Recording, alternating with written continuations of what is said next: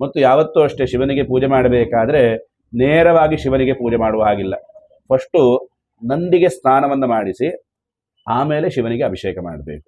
ಉತ್ತರಾಯಣದಲ್ಲಿ first ನಂದಿಗೆ ಸ್ನಾನ ಮಾಡಿಸಬೇಕು, ಆಮೇಲೆ ಶಿವನಿಗೆ ಅಭಿಷೇಕ ಮಾಡಬೇಕು. ದಕ್ಷಿಣಾಯಣದಲ್ಲಿ ಫಸ್ಟ್ ಶಿವನಿಗೆ ಅಭಿಷೇಕ ಮಾಡಬೇಕು, ಆಮೇಲೆ ನಂದಿಗೆ ಸ್ನಾನವನ್ನು ಮಾಡಿಸ್ಬೇಕು.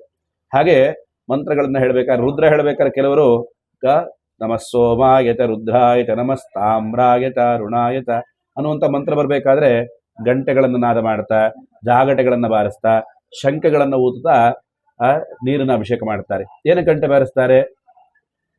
ಯಾರೋ ಬಾರಿಸ್ತಾ ಇದ್ರು, ನಾನು ಬಾರಿಸ್ತಾ ಇದ್ದೀನಿ, ಯಾರೋ ಹೇಳಿದ್ರು ನಾನು ಮಾಡ್ತಾ ನೋಡಿ, ನಮಃ ಸೋಮಾಯತ ರುದ್ರಾಯತ ನಮಸ್ತಾಮ್ರಾಯತ ಋಣಾಯತ ಈ ಮಂತ್ರ ಹೇಳಬೇಕಾದ್ರೆ ಅದ್ರ ಮಧ್ಯ ಶಿವಪಂಚಾಕ್ಷರಿ ಮಂತ್ರ ಬರುತ್ತೆ. ಯಾವುದು? ನಮಃ ಶಿವಾಯ ಅನ್ನುವಂಥ ಮಂತ್ರ ಬರುತ್ತೆ. ಅದನ್ನ ಉಚ್ಚ ಸ್ವರದಲ್ಲಿ ಹೇಳಬಾರ್ದು ಅನ್ನುವಂಥದ್ದು, ಅಥವಾ ಅದು ಇನ್ನೊಬ್ರು ಕೇಳಬಾರ್ದು ಅನ್ನೋ ಕಾರಣಕ್ಕೋಸ್ಕರವಾಗಿ ಗಂಟೆಗಳನ್ನು ನುಡಿಸ್ತಾರೆ. ಗೊತ್ತಾಯ್ತಾ?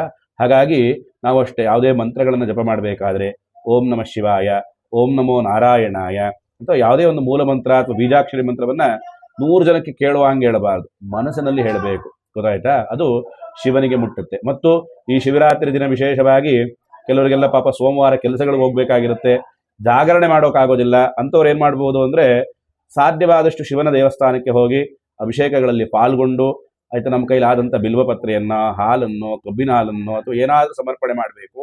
ಆಯಿತಾ? ಕೆಲವರು ಏನು ಮಾಡ್ತಾರೆ ಅಂದರೆ, ಇಡೀ ದಿನ ಜಾಗರಣೆ ಇದ್ದು, ಇಡೀ ದಿನ ಉಪವಾಸವಿದ್ದು, ಆಯಿತಾ, ಬೆಳಗ್ಗೆ ಆಯಿತಾ ಮಹಾಮಂಗಳಾರತಿಯನ್ನು ಮುಗಿಸಿ, ಅಂದರೆ ಸೋಮವಾರ ಬೆಳಗ್ಗೆ ಆಗಿರುತ್ತೆ, ಮಹಾಮಂಗಳಾರತಿ ಮುಗಿಸಿ ತಕ್ಷಣ ಹೋಗಿ ಮಲ್ಕೊಂಡ್ಬಿಡ್ತಾರೆ. ಹಾಗೇನಾಗುತ್ತೆ? ವ್ರತಭಂಗ ಆಗಿಬಿಡುತ್ತೆ.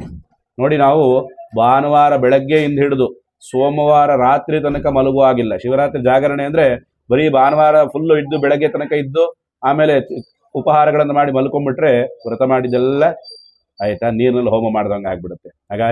ಹಾಗೆ ಶಿವರಾತ್ರಿ ದಿನ ಅನ್ನವನ್ನು ಸೇವಿಸಬಾರದು. ವಿಶೇಷವಾಗಿ ಸಾಧ್ಯವಾದರೆ ಉಪ್ಪಿಟ್ಟಾಗಿರಲಿ, ಅವಲಕ್ಕಿ ಆಗಿರಲಿ, ಉಪವಾಸ ಮಾಡೋಕ್ಕಾಗದೇ ಇರೋರು, ಗೊತ್ತಾಯ್ತಾ? ಹಾಗೆ ಮಕ್ಕಳಾಗಿರಲಿ, ಗರ್ಭಿಣಿಯರಾಗಿರಲಿ, ಅಥವಾ ವಿಶೇಷವಾದಂಥ ರೋಗಗ್ರಸ್ತರು ಯಾರು ಇದ್ರೆ, ಅನಾರೋಗ್ಯ ಪೀಡಿತರು, ಶುಗರು, BP ಇತ್ಯಾದಿಗಳಿರೋರು ಉಪವಾಸ ಮಾಡೋಕ್ಕೆ ಹೋಗಬೇಡಿ. ಯಾಕೆ ಅಂದರೆ ಶಿವ ಯಾವತ್ತೂ ಅಷ್ಟೇ ಭಕ್ತಿಗೆ ಒಲಿಯೋನ್ ಬಿಟ್ಟರೆ ಆಯಿತಾ, ನೋವಿಗೆ ಒಲಿಯೋನಲ್ಲ. ನಮ್ಮ ದೇಹವನ್ನು ನೋವು ಮಾಡಿ ಶಿವನ ಆರಾಧನೆ ಮಾಡಬಾರ್ದು. ಶುಭವಾಗಲಿ. ಶಿವ